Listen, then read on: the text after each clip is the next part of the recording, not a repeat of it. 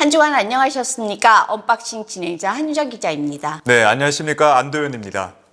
오늘도 한 주간 있었던 이슈를 가지고 이야기 나눠보도록 하겠습니다. 정창호 국장님 나오셨습니다. 네, 안녕하십니까. 네, 오늘 또 특별한 분 모셔봤습니다. 더불어민주당 허소 대구시당 위원장님 모셨습니다. 위원장님 안녕하십니까? 네, 안녕하세요. 이 대한민국 독립 이 후손이다라는 이야기를 들었습니다.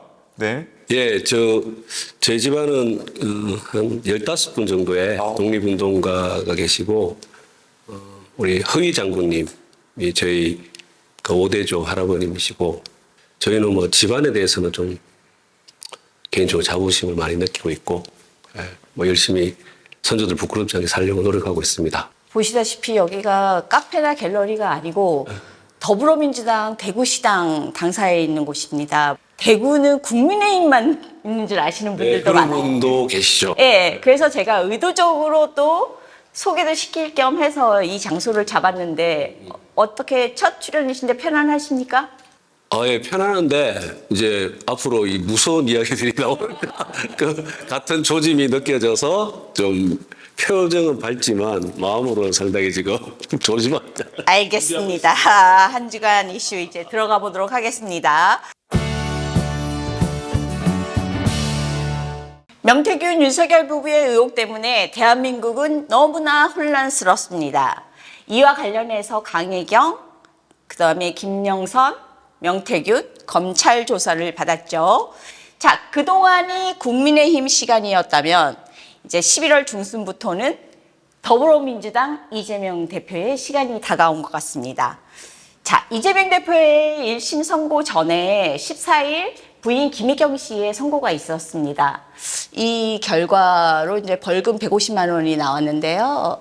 여기에 대해서 정창호 국장님 어떻게 생각하십니까?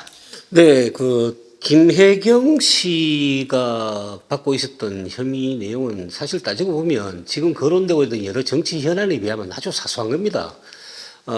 지난 2021년 8월경으로 기억이 되는데요. 당시 이재명 대표가 대선 후보 경선 당시였는데 그때 김혜경 씨가 전 현직 국회의원 3분하고 그다음 그 수행원들하고 총 합쳐서 6명에게 식사를 대접했는데 그 식사 비용이 10만 4천 원이라는 거 아닙니까? 그러면 사안 자체가 그냥 무거운 게 아닙니다. 가벼운 겁니다. 그런데 이게 마치 국민의힘 지지층 또는 윤석열 대통령 지지층이나 이재명 지지층 간의 진영 간의 어떤 갈등으로 비춰지는 바람에 이게 뭐 대단한 어떤 사건인 것처럼 비춰졌는데요. 이 사소한 사건이고 검찰도 300만 원 구형하는 데 그쳤거든요. 판결이 났는데 이제 150만 원 선고가 나지 않았습니까? 뭐 2심에 가시거든 뭐 인정할 건 인정하시면 훨씬 더 깎일 거라고 보고요. 그보다 또 더 한 게 또 있지 않습니까? 이재명 대표가 경기도 도지사 시절에 경기도 법인카드로 뭐 초밥이라든가 소고기라든가 뭐 세탁비 등 해가 2천만 원을 국민의 표현대로 하면 물처럼 펑펑 썼다는 그런 혐의로 재판을 받고 있는데요. 그거는 지금 아마 이번 선거보다는 좀 혐의가 좀 중하니까 그것도 역시 김혜경 씨는 수행원들이 알아서 할 문제지 자기는 아는 바가 없다. 만약 그 같은 입장을 계속 유지한다면 지금보다는 훨씬 더 무거운 형이 나오지 않을까 이런 생각됩니다. 근데 언급하신 배 씨가 공무원 신분으로 뭐 수행 거기에 명단에도 없고 사진도 없고 전혀 나온 바가 없다고 해요. 근데 그러면 내부의 공무원들도 모르는 얼굴이고 근데 대외비로서 이 사람을 채용한 거고 그럼 이분이 나가서만 활동을 했다는 건데 김혜경 씨 부인의 일을 외적으로만 볼 일이 그렇게 있을까요? 그건 우리가 이 자리에서 다룰 문제는 아니고 그것은 사법부에서 다뤄야 될 문제고요.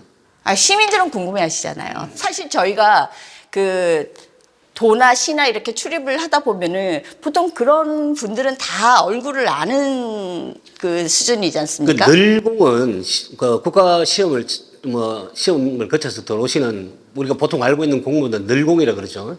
그런 분도 계시는 반면에 단체장이 당선되시고 나면 개인적 친분이 있는 사람이나 자신의 일을 개인적으로 할 수 있는 공적인 업무지만 개인적으로 공적 업무를 수행할 수 있는 사람들, 이런 사람들을 임기자라든지 뭐 특별 채용을 해서 그런 분들 의공이라 그러잖아요. 그 의공의 업무 능력, 업무 범위하고 그 늘공의 업무 범위는 좀 차이가 있습니다.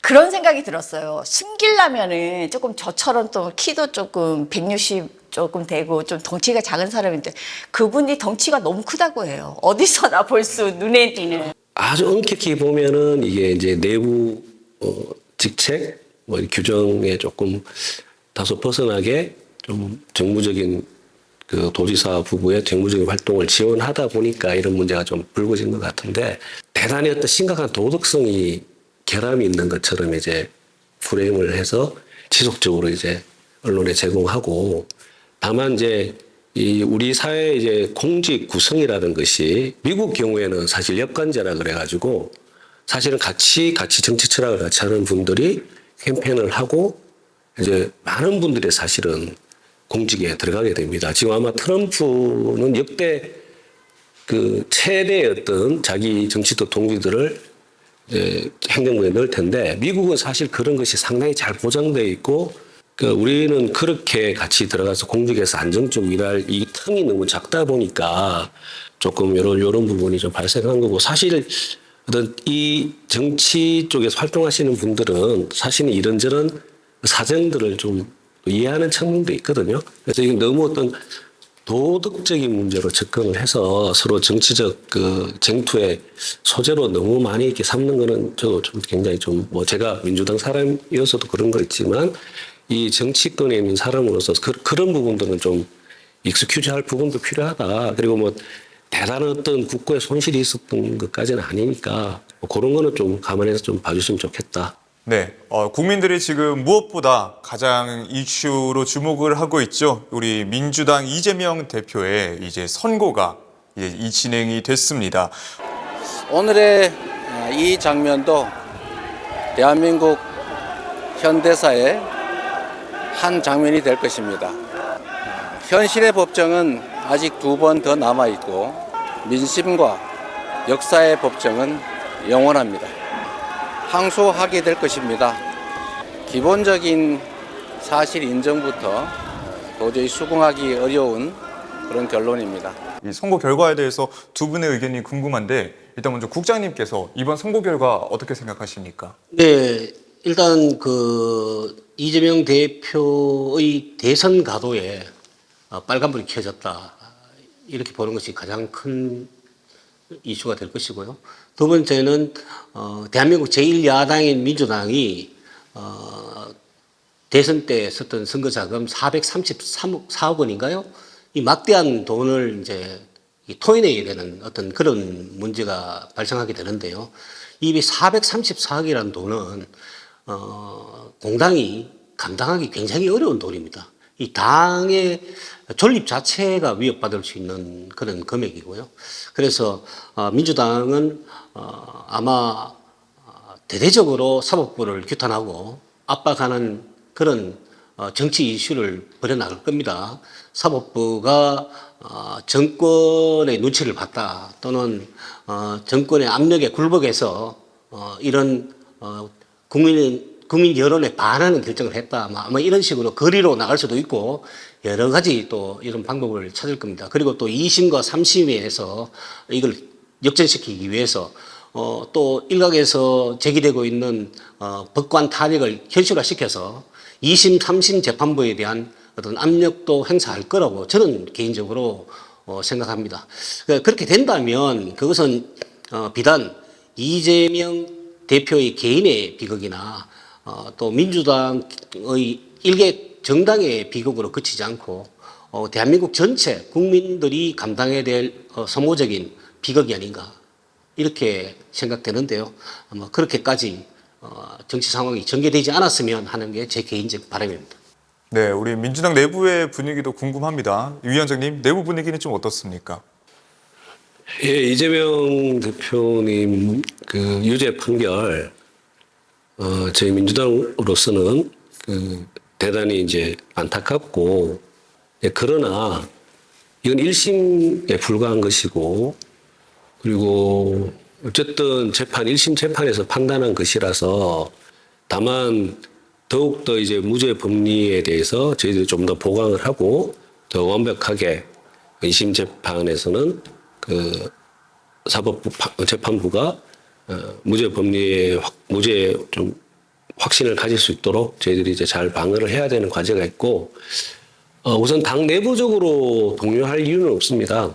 이제 이게 재판이라는 것이 사실 유죄가 나올 수도 있고 무죄가 나올 수도 있다는 건 우리 당원님들이 이미 뭐 두 가지 경우의 수를 같이 다 생각하면서 오랫동안 움직여 왔고, 뭐 이것이 당의 어떤 여러 가지 혼동과 뭐 분열로 이어지지는 뭐 그런 분위기 전혀 없다고 말씀드리고, 당 밖으로 보면은 이제 이거를 어떤 지금 어떤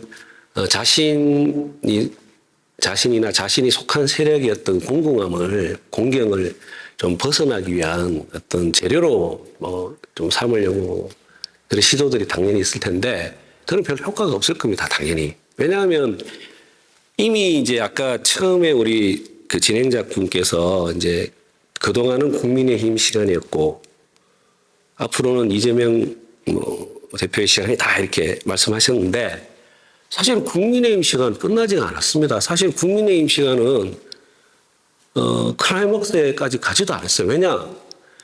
국민의힘은 결국 김건희 권력의 핵심, 권력의 본질인 김건희 여사의 그 권력 농단, 이 문제에 대한 본격적인 수사가 없어요.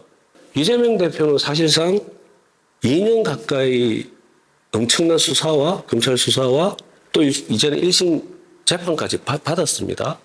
그리고 그 사법 절차에 따라서 진행되면 되는 것이기 때문에 그런 재판 결과는 저희들이 뭐 2심도 있고 하니까 또 대법원까지 시간이 있는 거잖아요. 그 절차에 따라 진행이 되는 거고, 국민의힘이 지금 처한 상황은 당장에 이제 김건희 국정농단을 어떻게 할 건가, 이 문제를 국민들한테 책임있게 대답을 해야 되는 것이거든요.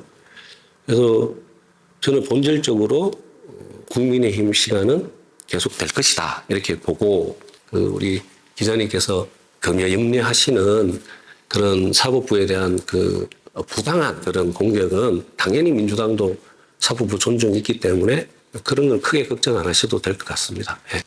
제가 국민의힘 시간이 끝나고 이재명 시간이 왔다고는 얘기 안 드렸고요. 원래 정치인들은 자신의 부호 말고는 언론에 나기를 원하시기 때문에 지금 국힘이 너무 이슈가 많아서 혹시나 서운해하실까봐, 민주당에서 소외감 느끼실까봐 제가 말씀드린 저도 겁니다. 알고 있습니다. 국민의힘 시간이 끝났다고 안 하셨고, 네. 국민의힘 시간은 쭉 지속되고 이제 이재명 대표 시간도 이제 없어졌다, 이렇게 지조로 말씀을 잘 알고 있고, 이재명 대표의 시간은 없어지지 않을 거다, 그렇게 그런 지조로 제가 말씀드립니다. 알겠습니다. 14일 국회 본회의에서 기존에 있었던 김건희 특검법에서, 그러니까 주가 조작 그리고 명태균 사건에 조금 수사 대상을 조금 축소하고 그 흔히 말하는 독소 조항을 조금 뺀 다음에 수정안을 제출을 했습니다. 근데 국민의힘은 본회의 들어가기 전에 의총을 먼저 개최했어요. 아마 거기서 뭐 어떻게 하자 해서 다 참석을 하지 않으셨습니다. 근데 특검법 통과했습니다. 그죠? 이 결과에 대해서 어떻게 생각하세요? 뭐 도돌이표가 다시 재현됐다. 민주당에서는 지금 독소 조항을 뺐기 때문에 국민의힘은 무조건 받아야 된다, 이런 입장인데요. 이 독소 조항을 자세히 살펴보면 저번 이번에 통과된 수정안 이전의 법률안을 보면 특검 추천권을 국민의힘은 배제하고 민주당 등 야당이 행사를 하는 것을 추측이 되어 있고요. 뭐 여러 가지가 있습니다만은 이번에는 수정안에는 추천권을 대법원장에게 주는 것으로, 하지만 또 자세히 들여다보면 대법원장에게 주겠다고 해놓고선 민주당이 마음에 들지 않으면 거부권을 행사할 수 있도록 비토권을 신설해 놓았습니다. 그럼 무슨 독소조항을 제외시켰다는 건지는 잘 이해가 하기 힘들고요. 이 외에도 이 수사 범위에 대해서도 그전에는 14개의 혐의였습니다. 14가지 혐의였는데 2가지로 대폭 줄였습니다. 대폭 줄였는데요. 대폭 줄였는데 내용이 뭔가 도이치모터스 사건과 또 명태균, 김영선 전 의원과 관련된 여러 가지 어떤 그 의혹에 대해서 지금 이것을 조사하겠다, 특검하겠다 이런 건데요. 명태균, 김영선 전 의원 관련 의혹에 대해서는 기존에 그 민주당이 특검법을 만들 때는 거론되지 않았던 겁니다. 이걸 역으로 얘기하면 그동안 민주당이 특검법을 제시하면서 반드시 특검해야 된다고 내세웠던 여러 가지 그 안건들 자체가 얼마나 정치적으로 남용됐던가 하는 것을 역설적으로 보여주는 것이고요. 이 문제는 이제 좀 윤석열 대통령께서 거부권 행사하지 마시고 이거는 이제 수용을 하셔서 이 문제를 매듭을 좀 짚고 가야 된다고 봅니다. 저희들은 이게 국민들 시선을 조금이나 생각한다면 받아들이셔서 이게 특검이 무슨 재판부 구성이 아니지 않습니까? 그죠? 뭐 기소할 게 없으면 그걸로 발표해서 끝나는 거고 기소할 부분이 있으면 기소하고 최종 판단은 법원에서 한단 말이에요. 이 어려운 대한민국 상황에서 자기 부인의 그 범죄 의혹에 대한 수사를 그렇게 막으려고만 그렇게 모든 관심이 크게 빠져 있는 것 같아요. 그리고 김건희 여사는 단순히 대통령 배우자 수준이 아니고 지금 여러 이제 뭐 마음 예산이 1조를 넘었다는 말도 있고 실제로 권력의 핵심이라고 봐요. 권력의 핵심에서 권력을 움직이는 핵심이기 때문에 그 부분에 문제가 있다고 국민들이 또 객관적 증거와 정황 증거로서 구체적인 범죄 의혹까지 나오는 상황이면 이 부분은 대통령이 결단해 주셔야 된다고 보고 저는 이제 대통령께서 진짜 국가를 생각한다면 이제는 좀 이 문제를 넘어서야 된다고 봅니다. 그 말씀 꼭 드리고 싶습니다. 특검이 김건희 여사에 대한 특검이 과연 김건희에 대한 의혹이 사실이냐 아니냐를 밝히는 것이 목적이냐 아니면 그것을 빌미로 정부를 비판하는 하나의 수단으로 보느냐에 대한 차이거든요. 그래서 특검 추천권을 국민의힘에도 주기 싫으면 또 그 민주당이 독점한다는 비판을 듣기 싫으면 제3자 대법원 이번엔 대법원장으로 되어 있는데요. 대한변협이라는 좋은 단체가 있습니다. 대한변협에다가 줘서 누구나 추천권이 공정하고 그 공정한 특별검사로 하여금 수사받도록 하는데 자 대통령님 국민의힘에서도 대통령님 특별검사가 공정합니다. 죄가 있으면 처벌받고 죄가 없으면 억울하게 받을 일이 없으니까 받으세요 라고 말할 수 있는 어떤 그런 힘을 실어주면 대통령도 특검 받을 수밖에 없어요. 국민적 요구라고 이제 우리가 좀 뭐 그렇게 나가려고 수정안까지 제출했는데 사실 수정 전에 안이 기본적으로 이때 다 그렇게 특검을 했고 이제 뭐 저희들 진짜 한번 그래도 한번 이거를 한번 계속 거부권 행사하시니까 와 이건 진짜 너무 말도 안 되는 거부권 계속 행사하시니까 어쨌든 이 교착 국면을 풀어보려고 수정까지 이제 냈다는 말씀을 드리고 아마 대통령께서는 과거의 검찰 당시에 아마 온갖 그 그 무리한 수사도 많이 그 어떻게 수사해서 여죄를 밝혀내고 여죄를 타고 들어가서 어떻게 이제 까지 갈 것인지를 본인이 많이 하셨나? 너무 그런 염려를 많이 하시는 것 같은데 그런 수사를 받고 그런 특검을 받고 다 그래 정치가 해왔어요. 모든 권력이 그걸 다 받으면서 정치를 해왔단 말입니다. 본인만 그걸 안 하겠다고 하는 거는 누가 그거를 그렇게 좋게 보시겠습니까? 혹시 대법원장 그 특검 추천권에 대한 비토권을 그 민주당이 행사하지 않는 부분에 대해서는 어떻게 생각하세요, 개인적으로? 그거는 제가 그렇죠. 사실상 제도는 늦해 가끔 너무나 비상식적인 일들이 벌어지기 때문에 최소한의 안전장치로 넣은 것 같은데 그동안 역대 특검이 민주당이 바라는 그런 분이 특검 된 적이 없어요. 다 보수 성향의 분들이 다 됐어요. 그 정도 통상 수준을 오면 저희들이 비토를 안 할 것 같고 근데 예를 들면 좀 극단적인 분들이 있잖아요. 아주 극단적인 분열 정치행위를 하는 그런 분들이 임명되면 그때는 그거는 저희들을 그럼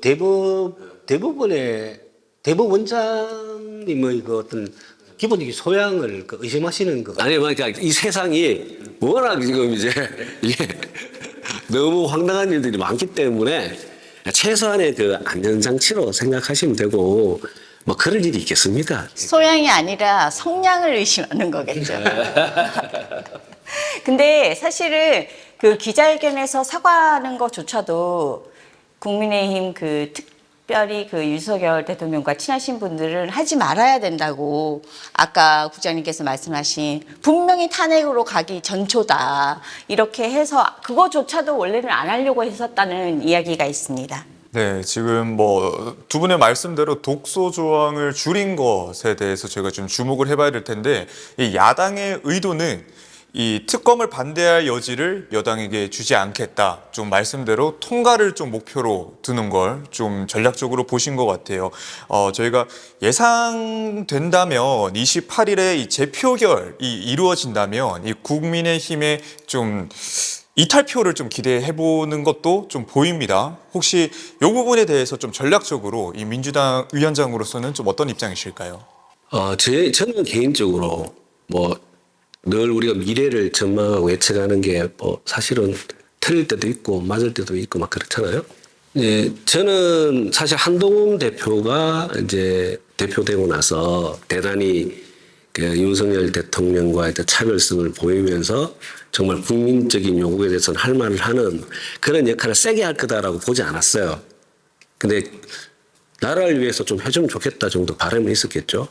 근데 저는 그냥 전망이 그렇게 못할 거다라고 봤는데 굳이 뭐 친한 국힘 내에 한동훈과 가까운 어떤 국회의원들이 이 재표결 당시에 이탈할 거라고 보기보다는 저는 사실은 국민의힘에도 당연히 지금 상황은 어쨌든 특검을 통해서 이걸 정리하고 가야 된다는 어떤 최소한의 정무적 감각과 기본적인 양식을 가지신 분이 저는 몇 분은 계시라고 봐요. 계속 끌면은 진짜 이거는 국민의힘에도 대통령에도 진짜 안 좋습니다. 이게 그냥 간단한 일이 아니고, 국민의힘은 사실은 또 윤석열 대통령 스스로 얼마나 대선 때 공정과 법치를 이야기를 많이 하셨어요. 그러니까 본인한테만 그런 게 적용이 안 된다 그러면 그게 우리 법치라고 할 수가 없잖아요. 그런 약속을 지키시고 전 국민에 대해서 좀 시민에 대해서 좀 배신하지 않았으면 좋겠습니다. 후보 시절 때 얘기하시는 거 당선 배지 다는 순간 단기 기억 상실증이 오거든요. 다 까먹으시는 것 같아요. 우리 국민들은 그걸 또 약속을 또. 근데 국민이라는 게 민주당에서 얘기하시는 국민은 민주당 지지자고 국힘에서 말하는 국민은 또 그쪽 지지자들이에요. 뭐 스윙 보터라든지 또 중간적인 입장에 있는 분들은 국힘하고 민주당을 논쟁을 하면 또 다른 야당하고 다 여러 정당이 논쟁을 하면 그분들은 또 그 이야기를 듣고 물론 이제 각 당의 지지층도 마찬가지죠. 각 당의 주장을 듣고 또 본인의 또 여러 자료들을 참고해서 판단을 하시잖아요. 또 개별적으로 사안별로도 판단하시고. 그래서 사실은 국민들 중에 아시잖아요. 그때 이게 법치와 공정을 그냥 단순한 여러 메뉴로 이야기하신 게 아니고 대선 때는 굉장히 중요한 핵심이었어요. 그 대선 때 국힘하고 윤석열 후보의 공정과 법치 이게 얼마나 큰 아젠다였습니까? 중요한 거는 김건희 특검법이 국회를 통과하려면 어찌됐든 국민의힘 내부에서 이탈표가 나와야 이게 제대로 된 특검이 될 텐데 지금 한동훈 대표는 이미 28일 재표결과 관련해서 이탈표 없다. 이미 선언한 상태입니다. 이게 왜 이렇게 되느냐.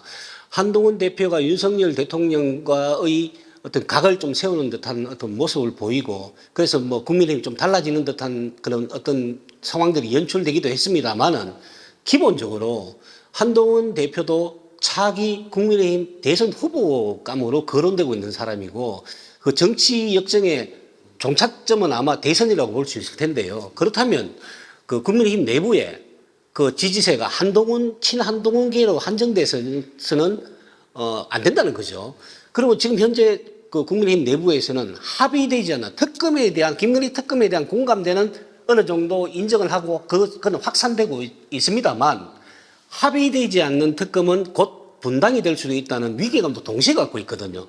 그래서 아까도 제가 말씀드렸습니다만은 그런 내부적에서 우려되고 있으면서 행동의 폭이 좁아질 수밖에 없는 특검 찬성론자들이 좀 보폭을 넓히기 위해서는 민주당이 특검 추천권과 관련해서 이러저러한 의심들, 아까 우리 허 위원장님 말씀하셨습니다마는 뭐 정치 성향이 아주 특이하신 분이 혹시 특검이 된다든가 뭐 이런 그 우려를 하셨는데 그 대한민국 정치 수준이 그 정도밖에 안 된다고 하지 않고 있고요. 또 그렇다면은 또 지금 현재 비토권이 또 어느 정도 보장돼 있으니까 또 비토권을 행사하면 됐는데 어찌됐든 간에 국민의힘 내부에서 자발적으로 이탈표가 나오기를 기다리지 말고 합리적인 법안을 제출함으로 인해서 국민의힘 내부에서 받아들일 수밖에 없는 정상적으로 만들어 준다면 민주당이 그토록 그 요구하고 있는 김건희 의혹에 대한 진실 규명도 되고 특검도 쟁취하고 다 되는 거 아니겠습니까?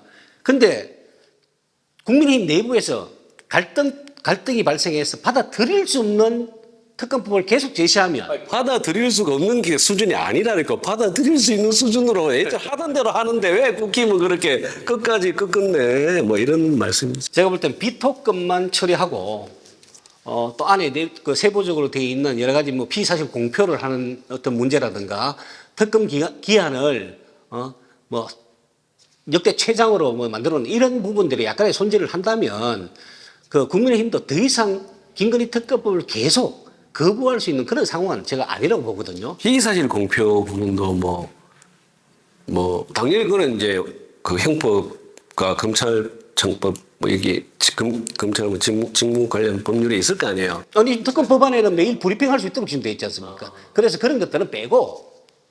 근데 그거는 이제 브리핑하는 거는 피의사실을 빼고 한다는 이야기겠죠. 김건희 여사 오늘 건강이 괜찮습니다. 이런 이야기 하신단 말입니까? 그거는 법에다가 그 특별검찰이 법을 다 무시하고 그것을 막 피의사실 공표하겠다. 그거는 그 말이 안 되는 거고. 그러니까 앞으로 수사 뭐 계획이라든지 수사 지금 뭐 어느 정도 수사가 됐고 어떤 수사를 했고 뭐 이런 거를 하겠다는 건데 사실 염려가 있죠. 왜냐하면 검찰이 그동안 이제 이 피의사실 공표 관련해서 워낙 불법적인 일들이 많았고 또 이게 어떻게 보면 관행처럼 돼 있어서 법조계에서는 아무리 그 특별검사도 아무래도 또 특검이 되면 막 자기가 뭔가를 뭐 기자들은 또 뉴스 그래도 줘야 된다는 그런 약간 유혹에 빠지다 보면 뭐 그럴 수 있는데 그러면 또 법으로 단죄를 하면 되고 아마 그러니까 수사가 어느 정도 수사 상황에 대한 보고는 당연히 국민께 드리는 게 저는 맞다고 봅니다. 아무래도 거물 정치인이 엮여 있는 사건이다 보니까 재판부에서도 당혹스럽기도 하고 부담감은 우리가 상상하지 못할 정도로 좀 크리라고 생각이 듭니다. 근데 민주당에서 외치는 대통령의 탄핵이라든지 하야라든지 이런 부분에 대해서 사실 저희가 탄핵을 한번 겪었지 않습니까? 근데 국민의 입장에서는 약간 트라우마도 있고 나라 이미지를 생각하면 또 그런 일이 또 있으면 안 된다는 그 약간 비극은 막았으면 좋겠다는 생각도 분분해요. 사실 이 보수의 성지인 대구에서도 서문시장. 근데 지금 서문시장의 상인들조차도 사실 부정적인 의견이 많습니다. 자, 촛불 집회, 박근혜 당시 그때보다는 불이 지펴지지가 않는 모양새고요. 그 집회를 아무리 하셔도 그렇게 확 이렇게 타오르지는 않는 것 같이 보여지는데 어떻게 생각하세요? 네. 지금 우리 한국 정치사를 이렇게 살펴보면요. 역대 대통령이 행복한 그 여생을 지내기가 참 어려운 구조로 되어 있습니다. 역대 대통령의 불행은 대통령 그들의 불행으로 그치는 게 아니고 대한민국의 불행이고 대한민국 헌정사의 불행입니다. 그런 일이 반복되면 안 되는데요. 그런 의미에서 요즘 우리 한국 정치 현장에서 탄핵이란 말이 너무 쉽게 나오는 거 아닌가 이런 우려도 좀 있습니다. 대통령 탄핵은 직무와 관련하여 현저하게 불법적인 일들이 있어야 됩니다. 미운 감정, 또 진영 간의 어떤 적대감 이런 것들로 인해서 현직 대통령에 대해서 자꾸 탄핵을 쉽게 이야기하고, 물론 대통령이라는 자리가 옛날에 왕정체제처럼 절대 신성불가치 되는 존재는 아닙니다. 민주주의 국가에서 국민들이 내려가라고 요구하고 명령하면 또 내려갈 수 있는 데가 대통령 자리이기는 맞죠. 그러나 어차피 대통령도 국민이 선출해서 뽑은 그런 권력 아닙니까? 그렇다면 헌법에 규정된 직무와 관련하여 현저하게 불법적인 행위를 했을 때 그때 이제 탄핵이 거론돼야 되는데, 지금은 진영 간의 어떤 그 대립관계, 이런 부분들이 곧 탄핵으로 이어지게 되고, 또 그 탄핵을 성사시키기 위해서 다른 여러 가지 어떤 정치 이슈를 끌어와서 그 탄핵의 어떤 소재로 삼는 이런 부분들이 좀 많은데요. 이런 건 지양돼야 되고요. 그리고 또 모두 말씀하셨습니다만은 지금 군부를 아무리 짚혀도 잘 안 짚혀지는 그런 상황 아닙니까? 지금 이제 국민들이 대충 아는 거죠. 과거에 박근혜 탄핵 때와 지금은 그 상황이 다르다고 다시 국민들이 인정하고 있는 겁니다. 그래서 앞으로도 뭐 정치가 생물이기 때문에 어떤 형태로 상황이 변할지는 장담하기 어렵습니다만은 지금 현재의 상태에서는 다소 시간이 흐른다 하더라도 탄핵 전국으로까지 가기는 좀 어렵고요.